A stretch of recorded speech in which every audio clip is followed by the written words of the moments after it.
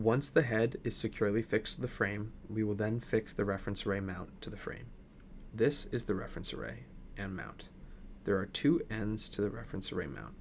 On this end is a clamp that will be secured onto the patient's head mount. At the opposite end of the reference array mount is an attachment plate for the reference array. Turn the screw counterclockwise to open the reference array.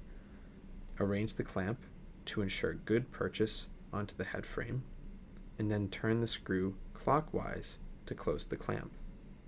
Be sure to choose a fixation point and array mount configuration that maximizes visibility of the reference array to the camera.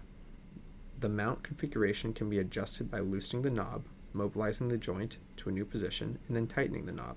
Importantly, the articulated reference array mount should only be adjusted before any NousNav calibration or registration, after which the array mount configuration must remain stable.